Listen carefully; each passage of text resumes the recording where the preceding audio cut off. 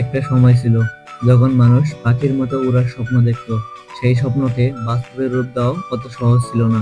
অনেকে শুধু কল্পনা করেছিলেন, কেউ সাহসও দেখিয়েছিলেন, আর কিছু উদ্ভাবক সেই সাহসকে বাস্তবের সঙ্গে মিলিয়ে ইতিহাস তৈরি করেছে। তারা জানতো আকাশ শুধু মেঘের সীমায় থেমে নেই। সাহস, বিশ্বাস আর উদ্ভাবনার শক্তি থাকলে মানুষ অসম্ভবকে সম্ভব করে নতুন দিগন্ত জন্ম দিতে পারে। আজ আমরা জানবো সেই 5টি প্রথম প্লেনের কথা, যারা শুধু আকাশে ওড়েনি, বরং মানুষের স্বপ্নকে বাস্তবে রূপ দেওয়ার পথে দৃষ্টান্ত স্থাপনা করেছে। এই প্লেনগুলো শুধু প্রযুক্তি ছিল না, এগুলো ছিল মানুষের অদম্য ইচ্ছা, অন্যান্য সৃজনশীলতা এবং সাহসের প্রতীক। প্রত্যেকটি প্লেনের গল্পে লুকানো আছে চ্যালেঞ্জ, ব্যর্থতা, আবার নতুন উদ্ভাবনার অনুপ্রেরণা। ইতিহাসের পাতায় তারা এমন এক চিহ্ন রেখে গেছে যা আজও আমাদের শেখায়, যদি স্বপ্ন সত্যিই বড় হয় তবে সাহসও তার থেকে বড় হতে হবে। নাম্বার 1, 1891 সালে জার্মান প্রকৌশলী অটো লিলিয়েনথাল এমন এক যুগে উড়ার স্বপ্ন দেখিয়েছিলেন যখন বিমান শব্দটাই ছিল কল্পনার জগতে। তিনি তৈরি করেছিলেন প্রথম বাস্তবসম্মত গ্লাইডার, যা মোটর ছাড়াই বাতাসে উঠতে পারত।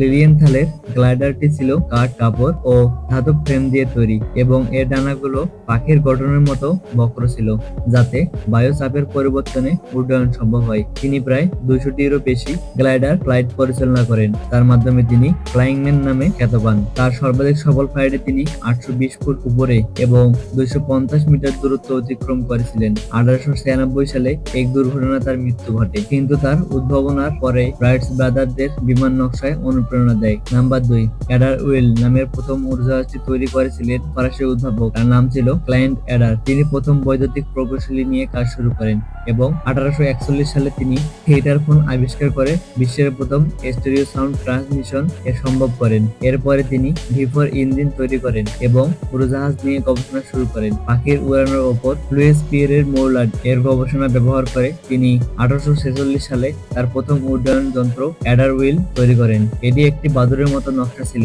যা তার নিজের আবিষ্কারে একটি হালকা বাষ্পীয় ইঞ্জিন দ্বারা চালিত হতো, যা 4টি সিলিন্ডার ছিল, যাতে 20 হর্স পাওয়ার ইঞ্জিন ব্যবহার করা হয়েছিল এবং এটি তার ব্লেড প্রপেলার ছিল। ইঞ্জিনটির ওজন ছিল 91 কেজি, ডানার স্প্যান ছিল 14 মিটার 46 ফুট, মোট ওজন ছিল 300 কেজি। 1990 সালের 9 অক্টোবর এডার উইল উড়ানোর চেষ্টা করেন। বিমান চলাচলের ইতিহাসবিদরা এই প্রচেষ্টাকে প্রায় 20 সেন্টিমিটার 8 ইঞ্চি উচ্চতায় প্রায় 50 মিটার 160 ফুট ভূমির প্রভাবে এটি প্রচালিত উড্ডয়ন এবং অনিয়ন্ত্রিত উড্ডয়ন হিসেবে কৃতিত্ব দেন। নাম্বার 3, 17 ডিসেম্বর 1903 সালে একটি ভারী বাতাসচালিত এবং নিয়ন্ত্রিত মানববাহী বিমানের মাধ্যমে প্রথম টেকসই উড্ডয়ন করে অরভিল এবং উইলবার। তারা রাইটস ব্রাদার নামেও পরিচিত। তাদের দুজনের উদ্ভাবনা ও পরিচালনায় সৃষ্টি হয়েছিল সেই উড়োজাহাজ, যা বিমান চলাচলে অগ্রদূত যুগের সূচনা করেছিল।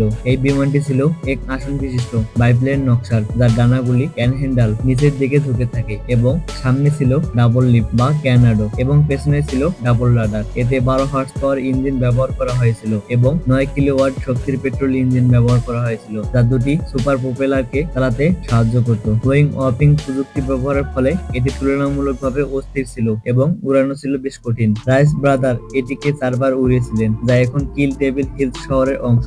উত্তর ক্যারোলিনার কিটহক থেকে প্রায় 4 মাইল 6 কিলোমিটার দক্ষিণে বিমানটি তার চতুর্থ ও শেষ উড্ডয়নে 852 ফুট উপরে এবং 260 মিটার দূরত্ব অতিক্রম করতে সক্ষম হয়েছিল, কিন্তু অবতরণের সময় ক্ষতিগ্রস্ত হয়েছিল এবং কয়েক মিনিট পরেই শক্তিশালী ঝড় হওয়ায় এটি ভেঙে পড়ে। তার বিমানটির ধ্বংসাবশেষ ডেন্টনে পাঠিয়ে দেন এবং সেই বিমানটি আর কখনো আকাশে উঠতে পারেনি। নাম্বার 4, ডি হ্যাভিলার প্রথম বিশ্বযুদ্ধের সময় 1916 সালে ব্রিটিশ প্রকৌশলী জিওফ্রে ডি হ্যাভিলার তৈরি করেন DS-4, যা ছিল ব্রিটিশ রয়্যাল ফ্লাইং কর্পোরেশনের প্রধান বোমারু বিমানগুলির একটি। এই বিমানটি ছিল 2 আসন বিশিষ্ট বাইপ্লেন। পাইলট ও অবজারভার আলাদা ককপিটে বসতেন। এতে ব্যবহৃত হয়েছিল 250 হর্স পাওয়ারের রোলস রয়েস ইঞ্জিন, যা বিমানটি সর্বোচ্চ 230 কিলোমিটার গতিতে উঠতে সাহায্য করত। DS-4 একটানা 3 ঘন্টারও বেশি সময় আকাশে থাকতে পারত এবং এটি প্রায় 7000 থেকে 8000 মিটার উচ্চতায় বোমা ফেলতে সক্ষম ছিল। যুদ্ধের পর এই বিমানটি ডাকবাহিনী এবং যাত্রী পরিবহনের কাজেও ব্যবহৃত হয়। এই বিমানটি থেকেই পরবর্তীতে তৈরি হয় DS-9 এবং DS-98 মসকিউটো, যা দ্বিতীয় বিশ্বযুদ্ধ পর্যন্ত বিমান প্রযুক্তিতে প্রভাব ফেলেছিল। 1916 থেকে 1925 সালের মধ্যে বিমান প্রযুক্তি অদ্ভুত গতিতে অগ্রসর অগ্রসর হয়। এই সময়কালকে বলা হয় বিমানের স্বর্গযুগ, কারণ এটি প্রথম বিশ্বযুদ্ধের পরবর্তী যুগ, যেখানে বিমান কেবল সামরিক অস্ত্র হিসেবে নয়, বরং বাণিজ্যিক ও বৈজ্ঞানিক গবেষণার জন্য ব্যাপকভাবে ব্যবহার হতে শুরু করে। Number 5, Antony ফুকার। নেদারল্যান্ডের উদ্ভাবক অ্যান্টনি ফুকার তৈরি করেন ট্রিপ্লেন, যা প্রথম বিশ্বযুদ্ধের অন্যতম ভয়ঙ্কর যুদ্ধ বিমান হিসেবে পরিচিত। বিমানটি ট্রিপ্লেন ডিজাইন আকাশে দ্রুত ওঠার জন্য উপযুক্ত হলেও গতি কম ছিল। এতে ব্যবহৃত হয়েছিল হোভে রুটসেল UR-2 rotate engine, 110 horse power এবং অস্ত্র হিসেবে দুইটি 7.9 mm